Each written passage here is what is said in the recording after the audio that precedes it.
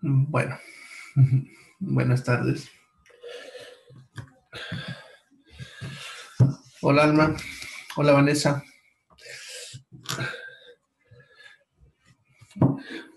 El resto parece que se olvidó que tenía que entrar. A ver. Ya se acordarán. Bueno. De todas maneras, el tema que vamos a ver hoy es bastante extenso, así que no hay mucho margen para que los espere, así que iré empezando y los demás ya se irán acomodando conforme van entrando.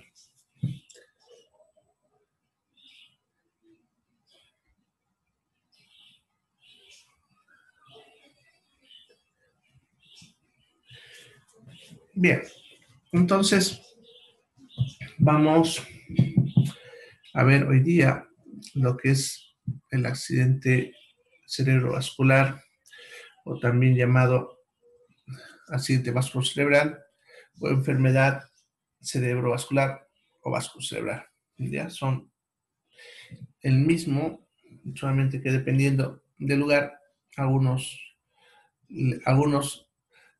hablan primero la parte vascular, otros la parte de cerebral. Sin embargo, en las últimas convenciones, el nombre más correcto es llamarle accidente cerebrovascular. ¿Ya? Bien, esta patología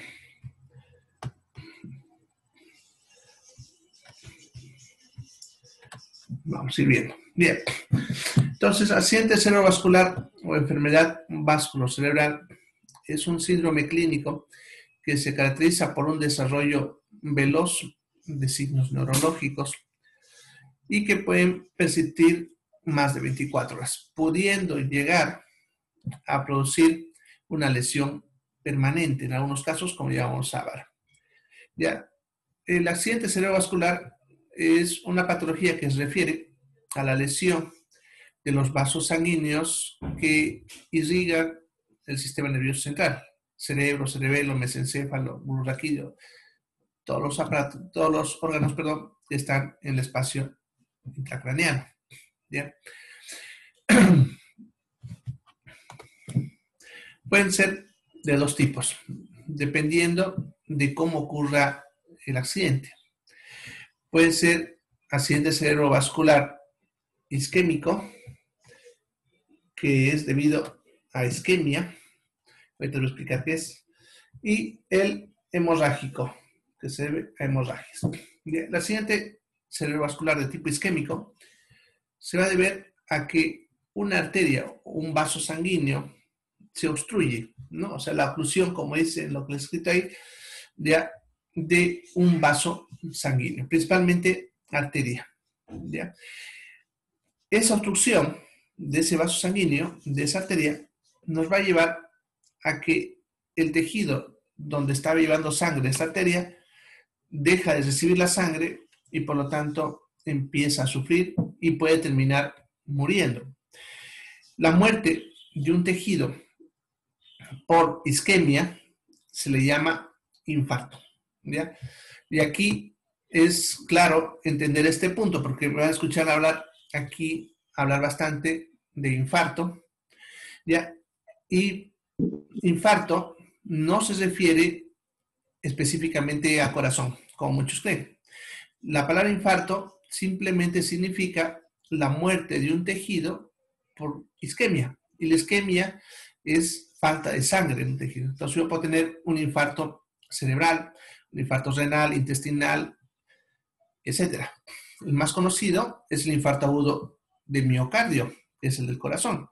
¿Ya? Pero ya saben que la palabra infarto no significa que es de corazón. Infarto significa que un tejido se murió por falta de sangre. Y en este caso, cuando hablemos de isquemia, esa arteria que se ha tapado no va a dejar que llegue sangre a esa zona del cerebro y esa zona del cerebro se muere por isquemia. En otras palabras, le da un infarto.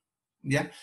Entonces, no se olviden, cuando yo digo de un infarto, no estoy hablando de corazón, estoy hablando de cerebro en este caso. ¿Ya? Bien, puede producir dos formas clínicas, el accidente cerebral isquémico, uno que es el transitorio, que ya más adelante vamos a detallar cuáles son sus características, que da sintomatología temporal. El paciente se recupera 100%.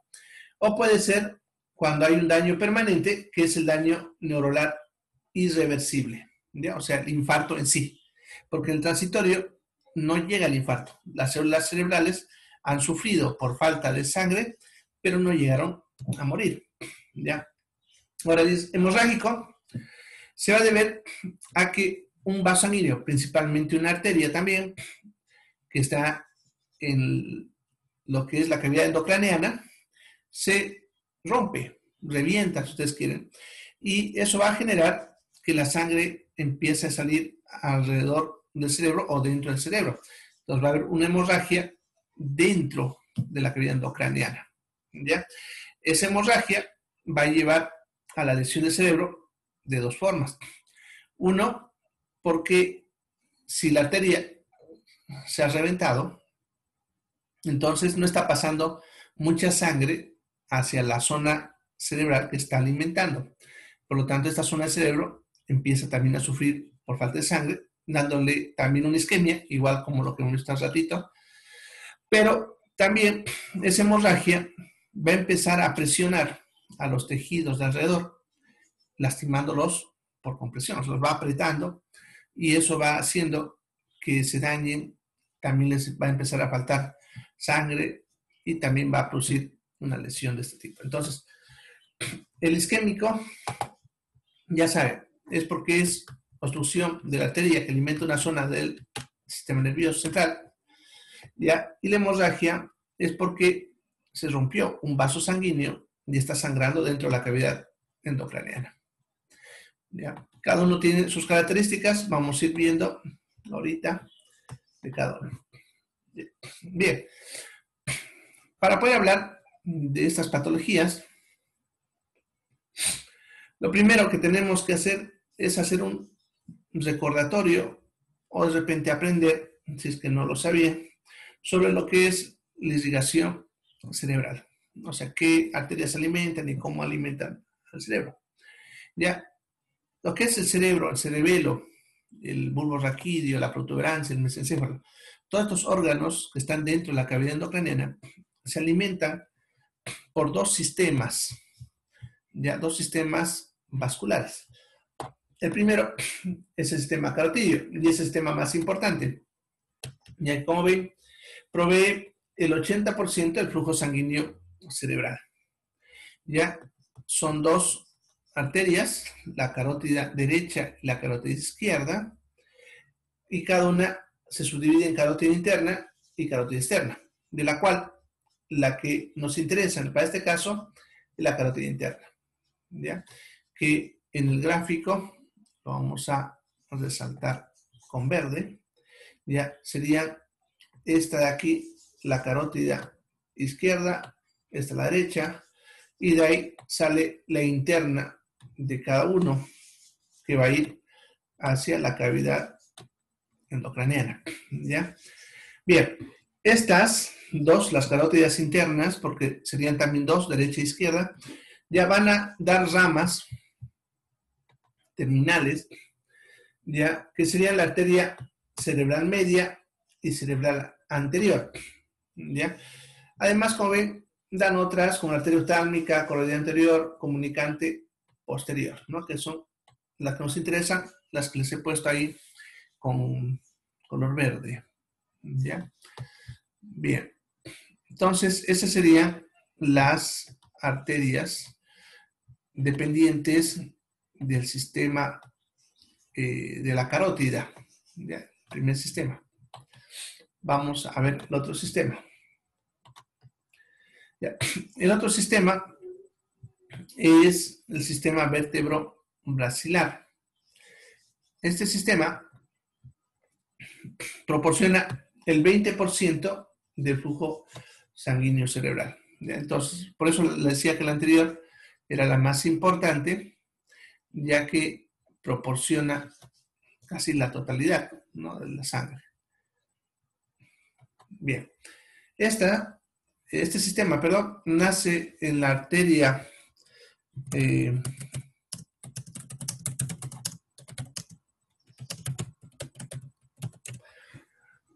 nace en las arterias subclavias.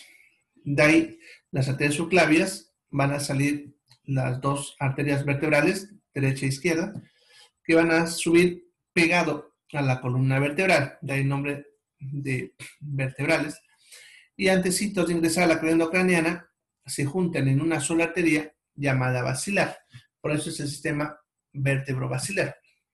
Ya. Esta arteria, la basilar, va a proveer ramas para el bulbo raquídeo, para la protuberancia, para el cerebelo, ya como ven, con sus diferentes nombres. Ya. Por lo tanto, cuando la lesión es de esta arteria, de este sistema, los más afectados van a ser el bulbo raquídeo, la protuberancia y el cerebelo. En cambio, cuando son las carótidas, el más afectado van a ser los hemisferios cerebrales, ya, o el encéfalo. Bien, ahora esos dos sistemas que acabamos de ver ahorita, el sistema vértebro-basilar y el sistema de la carótida interna, se unen en uno solo, en una estructura vascular conocida con el nombre de polígono de Willis. ¿Ya? En este dibujo, como pueden ver, es como si estuviesen viéndolo de arriba. ¿Ya? Esta de aquí, que lo estoy subrayando con verde, y la misma del otro lado, serían las dos carótidas internas que están llegando, las del primer sistema. Y esta de acá sería la basilar, ya que como ven, viene de dos, que son las dos vertebrales. Este es el segundo sistema que les hablé. Entonces, estos tres, fíjense, se conectan, ¿ya?, a través de estas arterias llamadas comunicantes, ¿ya? Las de aquí adelante son las comunicantes anteriores, esas dos, y esta la comunicante posterior, estas dos de acá, ¿ya?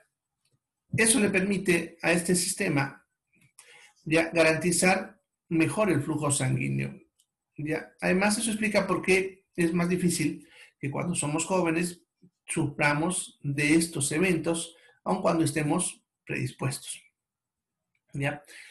Ya que sucede que si alguna de ellas se obstruyese o molesta, en teoría, ya la sangre circularía por las otras comunicaciones, evitando que esa zona del cerebro se dañe. Sin embargo, cuantos más años tenemos, debido al envejecimiento de nuestras arterias, la arteriosclerosis, ya a veces nuestras arterias se van tapando de a poco con capas de grasa, lo que es la arteriosclerosis, y eso hace que se vayan obstruyendo, ¿ya? Pero a veces obstrucciones no traen sintomatología porque depende mucho de dónde está ubicado. Pongámosle que la obstrucción ocurra, por ejemplo, en este punto de acá. Esa obstrucción, por ejemplo, no afectaría nada, no produciría ninguna patología, porque la sangre seguiría circulando por los otros sistemas. Lo mismo si se obstruyese acá, o acá, o acá. Entonces, muchas veces ya tenemos eso obstruido, pero no lo sabemos porque la circulación sigue de forma normal. Sin embargo, si se obstruyese, después de haberse obstruido, por decirles esta, y luego se obstruye esta, entonces, como esta irriga al cerebro del lado derecho, esa parte se moriría. En cambio, si se obstruyese solamente esta y estas de acá no estuviesen obstruidas, entonces tampoco pasaría nada. Entonces, si dan cuenta, es como un sistema para garantizar el flujo. Entonces, el hecho de que lleguemos a una obstrucción, de las que vamos a ver, ya también tiene que ver con un proceso que no es agudo, sino es un proceso que ya venía con el tiempo y en algún momento llegó el punto que estoy hablando en el que ya se obstruyeron todas las vías o alternativas que tenía para mantenerse el sistema y falla, ¿ya? Entonces, es lo que también hay que ir entendiendo en estas enfermedades. Bien, flujo sanguíneo cerebral, que es lo que tenía ya abreviado como FSC, ¿no? ¿Ya? El flujo sanguíneo cerebral se refiere a la cantidad de sangre que circula por un territorio determinado del cerebro. Realmente usamos una medida de cuánta sangre en ml pasa en 100 gramos de tejido cerebral. ¿Ya? Ese flujo sanguíneo depende de la presión sanguínea. Y aquí también la clave para entender por qué los cambios de la presión tienen que ver con estas patologías o están relacionadas con estas patologías. Y el segundo factor es la resistencia de los vasos sanguíneos, que también es otro factor importante, ya que con los años las arterias se van volviendo más duras, ya menos elásticas, y van acumulando, como decía hace rato, grasa, lo cual hace que sea más susceptible a que este tipo de eventos suelan ocurrir. Aquí tenemos el valor normal del flujo sanguíneo, ¿ya? El valor normal es que circule en cada 100 gramos de tejido cerebral en un minuto por lo menos 50 a 55 ml. ¿Ya? Eso es lo que debería circular normalmente. Si este valor baja, el tejido va a empezar a sufrir, ¿no? Y aquí incluso estamos viendo los valores con los que se pudiese mantener algo de función. Por ejemplo, si hacemos a que reduciese de 10 a 15, es lo que se llama penumbra isquémica. Eso significa que ya hay falla de las neuronas, pero no llega al infarto, ¿ya? Que es, acuérdense lo que le decía, la muerte. O sea, esas células están fallando, pero no se van a morir, ¿ya? Eso, por ejemplo, explica el accidente isquémico transitorio que les voy a hablar, perdón, más ratito. O porque de repente a unas personas, como las personas de la tercera edad, por ejemplo, ya sus células cerebrales fallan, ¿ya? Y por eso ellos a veces van perdiendo memoria, están medio confundidos, etcétera, ¿no? Si llega a bajar de 8 a 10, hay una interrupción completa de la actividad neuronal. Y si esto se mantiene por un término de 6 minutos, va a ocurrir el infarto, o sea, la muerte de esas células, ¿ya? A pesar, fíjense, que hay todavía un flujo. En otras palabras, no necesita que llegue a obstruirse por completo para que ocurra la muerte de ese tejido cerebral. Basta con que simplemente baje el flujo hasta este punto, ¿ya? Bueno, por si acaso, para los que están entrando por primera vez, como lo que más nos pisa en este tipo de seminarios es el tiempo, entonces, si tienen pregunta, háganla en ese momento para que no al último nos faltemos el tiempo, ¿ya? Así que si tienen una pregunta, pueden simplemente levantar la mano, yo les habilito el micrófono, o ustedes también pueden habilitar su micrófono e interrumpirme para hacerme la pregunta, o la otra es que me escriban por el chat, ¿ya? El chat tiene la alternativa de escribir la pregunta para todos, para que todos veamos la pregunta y yo les responda. También pueden hacerlo en el mismo chat poniendo en privado y solamente a mí me llega la pregunta, ya así yo la respondo, pero si ustedes tienen vergüenza que los demás vean su pregunta, por ejemplo, ¿ya? Entonces, no hay ningún problema, ¿ya? Cualquier rato pueden escribir y hacer la pregunta correspondiente o si de repente algo no entiende. Ya, yo a veces me emociono hablando de estos temas y me olvido de ver si están con alguna duda. Ya, bueno, entonces la enfermedad vasculocerebral, por lo tanto, se divide desde el punto de vista fisiopatológico en tres. Ya, la isquémica, que ahorita voy a explicar que tiene diferencia con esta de acá, que son en realidad casi la misma, pero con una variante. La hemorrágica y la trombosis venosa central. ¿Ya? La trombosis es cuando se forma un coágulo, ¿ya? Y tapa un vaso sanguíneo. Pero la diferencia de este con la isquémica, que también la isquémica va a obstrucción de un vaso sanguíneo, es que la isquémica se debe a obstrucción de la arteria. En cambio, esta, estamos hablando de la vena. Al final, el resultado es el mismo. ¿Ya? Cuando es venosa, si se tapa la vena, también la sangre no va a poder circular, reduciendo el flujo. O sea, el resultado va a ser el mismo que el isquémico. Sin embargo, el proceso suele ser más lento. ¿Ya?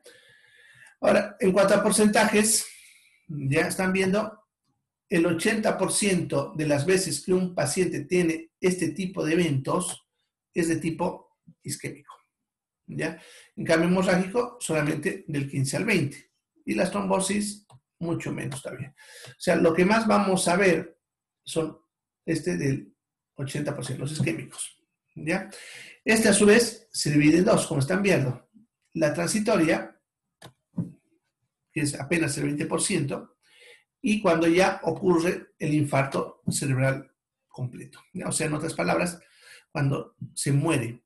La diferencia entre estos dos es que el cerebral transitorio se trancó una arteria, duró unos segundos o minutos, pero no se olviden que 6 minutos es el límite, ¿ya? Y se destrancó a tiempo, volviendo a circular sangre, y por lo tanto esas células no llegaron a morirse. Sufrieron un poco y de repente tienen una lesión, pero es reversible. En cambio, el infarto cerebral es cuando pasaron más de 6 minutos sin que les llegue sangre y esas células se murieron. ¿Ya? Ahora, ¿por qué pueden ocurrir? En realidad, las causas de tanto la transitoria como la cerebral, el infarto cerebral, son los mismos. ¿Ya? Aquí le hemos puesto porque obviamente es el porcentaje mayor. ¿Ya? ¿A qué se suele ver? Uno, arteriosclerosis de grandes vasos. ¿Ya? Sucede que conforme vamos envejeciendo, nuestras arterias van de a poco acumulando grasa en su pared. Eso lleva a un proceso inflamatorio de la pared del vaso sanguíneo, la arteria, y eso genera una reacción que termina haciendo que esa arteria se vaya cerrando de a poco. ¿Ya? En algunas ocasiones, incluso, esa acumulación de grasa que generó el ateroma, que se llama, que es como un tumor dentro de la pared de la arteria, puede generar que en ese mismo punto se forme un coágulo. Ese coágulo de sangre es un coágulo, mientras está ahí, de repente no está teniendo mucho problema, pero el problema es si se desprende. Ese coágulo va a viajar por la arteria y a eso que está viajando por un tubo se le llama siempre émbolo. Entonces, ese coágulo que está viajando por la arteria es el émbolo. Va a viajar hasta que se tranque, porque las arterias van reduciendo de diámetro y en alguna de ellas se trancará. Una vez que tranca, ese coágulo no deja pasar sangre y entonces pasa lo que estamos viendo acá. También puede verse a cardioembolismo, que es cuando el coágulo del que la ve no se forma en la arteria, sino en el corazón. En algunas arritmias cardíacas suele pasar que una parte del corazón no se mueve bien y esa zona entonces se forma un coágulo que mientras está ahí no trae problemas. ¿Ya? Hasta que cualquier rato se desprende, viaja y otra vez es un émbolo. Acuérdense lo que hice hace rato, cualquier cosa que viaja por un tubo le vamos a llamar émbolo. Entonces ese coágulo es un émbolo que está viajando y llega a un punto, se tranca, no deja pasar sangre y esa zona se muere, ¿no? También pueden deberse a enfermedades de pequeño vaso, que en ese caso es cuando hay reacciones inflamatorias, generalmente autoinmunes, algún tipo de enfermedades, y en los cuales las arterias se inflaman y esa inflamación puede llevar al cierre de la arteria. ¿Ya? Otras causas que pudiesen haber, por ejemplo, en la tercera edad, ya los vasos a veces van perdiendo su elasticidad y como baja el flujo, la presión, se van aplastando y eso hace que no pase sangre tampoco. tumores que obstruyan un vaso sanguíneo o lo presionen, ¿ya? Bueno, y otras causas más, ¿no? Pacientes que tuviesen de repente, pongámosle una arteria parcialmente cerrada, pero no había problema, hasta que pasa algo, pongámosle, le dio una hemorragia por algún motivo y se le bajó la presión, y al bajarse la presión ya no puede pasar sangre, a pesar que hay paso de sangre, solamente que estaba parcialmente obstruida. Y esa caída de presión puede hacer que también llegue a la misma patología. Y en algunas no se llega a determinar qué es lo que causa. Entonces, si han escuchado hablar alguna vez de embolia, es lo que estamos hablando acá. ¿Ya? Solamente que el término embolia no yo lo uso porque el término embolia no es en sí la enfermedad, sino es la causa. ¿Ya? Y que cuando nosotros hablamos de enfermedades, no es lo mismo la causa que la enfermedad, ¿no? Por ejemplo, en lo que está ahorita de moda, el famoso COVID. El COVID-19 es la enfermedad. El virus no es ese. El nombre del virus es SARS-CoV-2. Y entonces, una cosa es la causa y otra la enfermedad. Lo mismo es acá. La embolia no es la enfermedad. La enfermedad son las que estamos viendo acá. La enfermedad vascular cerebral de tipo isquémico, que puede ser transitorio o infarto cerebral, ¿ya? Y puede ser causada por un émbolo, por una embolia, ¿ya? Pero la embolia, no se olviden, no es la enfermedad, sino la causa. ¿Ya? Eso es importante aclarar porque eso mucho confunde a la gente. A veces los pacientes, cuando les pasa esto, nosotros le decimos, le dio un infarto cerebral. Y de pronto se asustan y empiezan a preguntar si su corazón estaba bien. Pero lo que les decía hace rato, cuando yo digo infarto, no significa corazón. Infarto es cualquier tejido que se muere, ¿ya? Sin embargo, cuando a la gente le decimos embolia, cerebro, ¿no?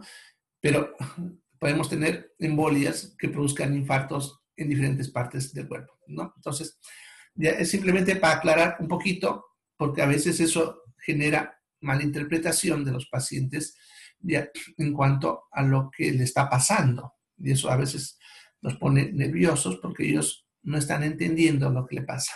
Ya, entonces, una cosa es embolia, que es la causa, y otra cosa es la enfermedad vasculocerebral de tipo isquémico. O sea, la causa y el resultado, ¿no? Bien, en cuanto a las hemorrágicas, ya pueden ser principalmente dos tipos. En este caso, la intracerebral, también llamada intraparenquimatosa, y la subaracnoidea, ya que son hemorragias que ocurren. Esta aquí ocurre dentro de la masa del cerebro y esta alrededor del cerebro, en el espacio subaracnoideo. Y vamos a ver más adelante qué pueden causar este tipo de patologías y sus síntomas. Estamos ahorita viendo la clasificación para entenderla. Entonces vamos a empezar a hablar del isquémico, ¿ya? Por si acaso en unos 6 minutos se me va a cortar, ni bien se corta, entra rapidito al otro enlace, al que dice parte 2, ¿ya? Yo a veces me olvido avisarles del tiempo, entonces, si se corta ya saben. Bien, entonces, antes de entrar a hablar de esto, ya saben que es la enfermedad vasculocerebral isquémica, es cuando la arteria se tapa, principalmente por un coágulo, como les expliqué hace ratito, y esa zona del cerebro va a sufrir por falta de sangre y puede llegar a la muerte de esas células, que es lo que se conocería como infarto cerebral. Ahora, aquí están viendo los factores de riesgo, no las causas, ¿ya? Sino las cosas que favorecen a que esto que estamos viendo pase. ¿Ya? Por lo tanto, cuando una persona tenga más de lo que ustedes ven en la pantalla, tiene más riesgo de que le pase este tipo de enfermedad, ¿ya? Y si a una persona vamos cambiando estos factores, le hacemos desaparecer su vida, su riesgo va disminuyendo, ¿ya? Entonces, como ven, se miden en dos grupos, los modificables y los no modificables. ¿Cuáles son modificables? Son los que podemos hacer que desaparezcan, cambiándole el estilo de vida o dándole tratamiento. Aquí tenemos, por ejemplo, la hipertensión arterial, ¿ya? Entonces, es un factor de riesgo. Si un paciente es hipertenso, tiene más riesgo de que le pase esto. Si controlamos su presión, el riesgo desaparece. El segundo es la diabetes mellitus, lo mismo que la anterior, ¿ya? Mientras tenga un mal control de su diabetes, el riesgo permanece. Pero si lo controlamos, el riesgo desaparece.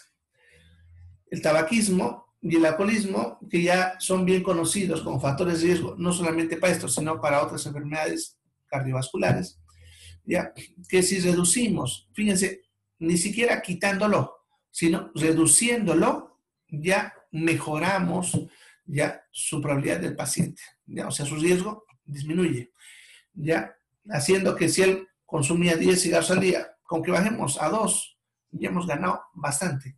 Lo mismo con el alcohol, con que hagamos que disminuya por lo menos a 2 vasos en 24 horas, disminuyemos bastante este riesgo. La obesidad, aquí también, con bajar, fíjense, del 10 al 20% de su peso, obviamente siempre y cuando esté con sobrepeso, ya hemos conseguido bastante. Lo ideal es que alcance su índice de masa corporal normal, que es de 25 y 30, que es lo aceptable, podemos decir, ¿ya?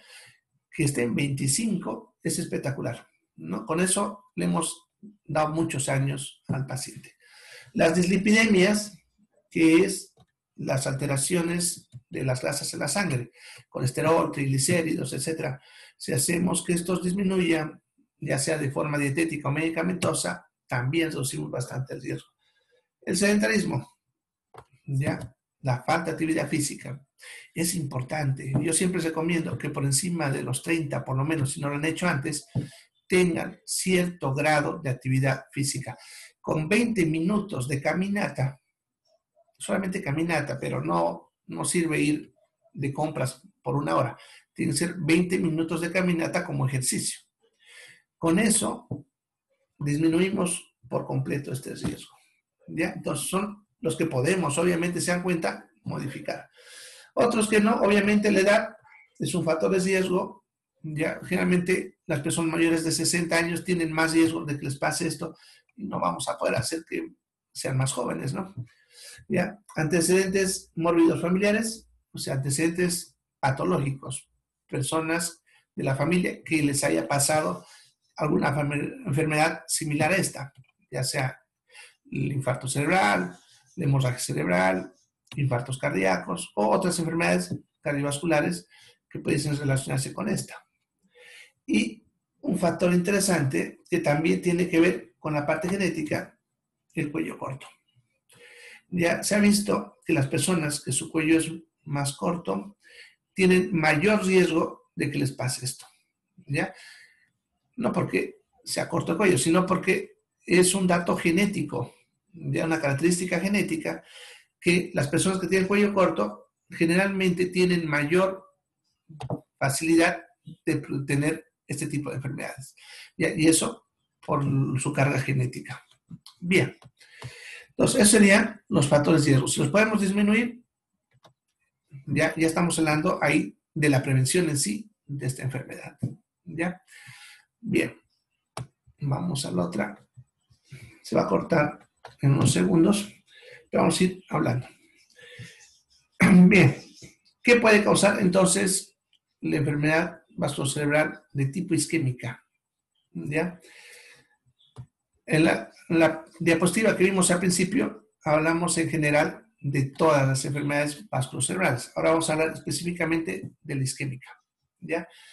Entonces, las enfermedades ateroscleróticas de los grandes vasos, estamos hablando de lo que les mencioné hace rato, lo que se acumula la grasa en las arterias, pero se refiere a la aorta, la carótida, la vertebral, la que estamos hablando